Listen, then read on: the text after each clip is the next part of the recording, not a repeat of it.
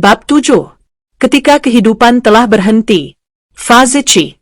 Kelas 5. Semester 2. Capaian pembelajaran. Capaian pembelajaran pada fase C. Elemen akidah adalah sebagai berikut.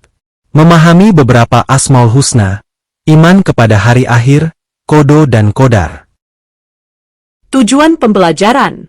Setelah mengikuti proses pembelajaran ini, peserta didik mampu 1. Meyakini adanya hari akhir dengan benar. 2. Menumbuhkan sikap gotong royong dan mawas diri sebagai bentuk keimanan kepada hari akhir dengan benar. 3. Menjelaskan makna iman kepada hari akhir dengan benar. 4. Menceritakan perjalanan peristiwa hari akhir dengan benar. 5. Menjelaskan makna kalimat tarji dengan benar. 6. Menemukan hikmah beriman kepada hari akhir dengan benar. 7. Membuat peta konsep perjalanan di hari akhir secara berkelompok dengan benar. Agar kita bisa memahami tentang apa yang akan kita pelajari pada bab 7 ini, yaitu ketika kehidupan telah berhenti. Maka terlebih dahulu mari kita perhatikan peta konsep ini. Ayo mengemari. Perhatikan dengan teliti gambar berikut. Setelah mengamati gambar, silakan kerjakan tugas yang diberikan.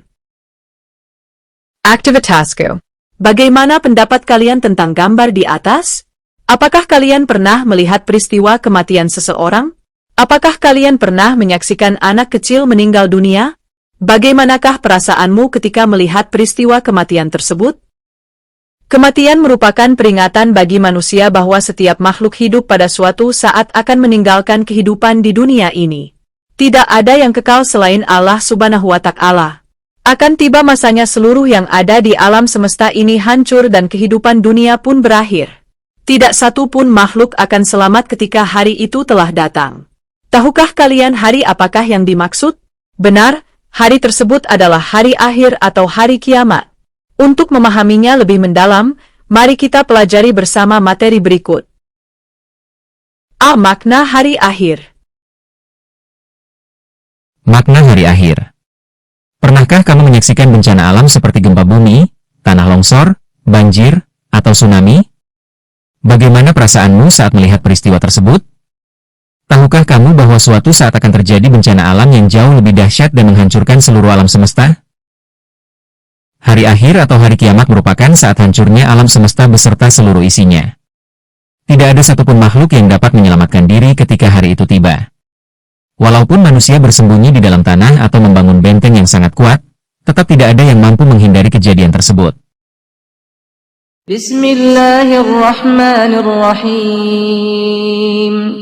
Al-Qari'atu mal-Qari'ah. Wa ma adraka mal-Qari'ah. Yawma yakunun nasu kal-farashil mabthuth.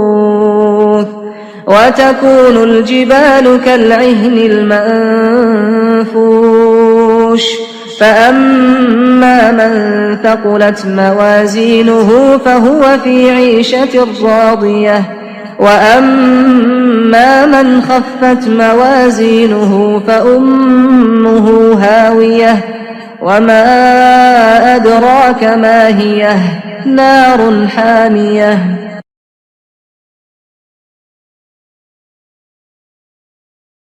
Artinya, Al-Qari'ah, hari kiamat yang menggetarkan. Apakah Al-Qari'ah itu? Tahukah kamu apakah Al-Qari'ah itu? Pada hari itu manusia seperti laron yang berterbangan, dan gunung-gunung seperti bulu yang dihambur-hamburkan. Adapun orang yang berat timbangan, kebaikannya, maka dia berada dalam kehidupan yang memuaskan, senang. Adapun orang yang ringan timbangan, kebaikannya, maka tempat kembalinya adalah neraka hawiyah. Tahukah kamu apakah neraka hawiyah itu? Yaitu, api yang sangat panas. Surah ini menjelaskan tentang peristiwa terjadinya hari kiamat. Manusia digambarkan berhamburan seperti laron, yaitu sejenis serangga yang berterbangan. Gunung-gunung meletus, gempa bumi yang sangat dahsyat terjadi, serta planet-planet dan seluruh tata surya saling bertabrakan hingga menyebabkan alam semesta hancur dan binasa. Pengertian beriman kepada hari akhir. Apakah kalian sudah memahami arti beriman kepada hari akhir atau hari kiamat? Iman berarti kepercayaan dan keyakinan. Oleh karena itu, beriman kepada hari akhir adalah meyakini sepenuh hati bahwa hari akhir atau hari kiamat pasti akan datang. Kepercayaan terhadap terjadinya hari kiamat termasuk dalam rukun iman yang kelima. Apabila seseorang tidak mempercayai datangnya hari kiamat, maka ia tidak dapat disebut sebagai orang yang beriman. Pemahaman terhadap sifat-sifat Allah seperti Al-Qawiyyu, Al-Qayyum, Al-Muhyi, Al-Mumit, dan Al-Baits akan semakin meningkat melalui proses mempelajari dan mengamalkannya. Aktivitasku. Jawablah pertanyaan-pertanyaan berikut. Mengapa kita harus beriman kepada hari akhir? Apa akibatnya jika kita tidak beriman kepada hari akhir? Bagaimana sikap kalian terhadap orang yang tidak beriman kepada Allah dan hari akhir? Jenis dan tanda-tanda hari akhir. Tahukah kalian berapa macam kiamat itu? Kiamat terbagi menjadi dua, yaitu kiamat sugro dan kiamat kubro.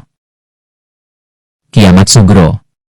Kiamat sugro adalah kiamat kecil, yaitu berakhirnya kehidupan seseorang atau sebagian makhluk hidup. Contohnya adalah kematian seseorang dan terjadinya bencana alam. Kiamat sugra pasti dialami oleh setiap makhluk sesuai dengan ketentuan Allah. Hal ini dijelaskan oleh Allah Subhanahu wa Ta'ala. Dalam surah Ali, Imran ayat 185 yang berbunyi, Kullu nafsin dha'iqatul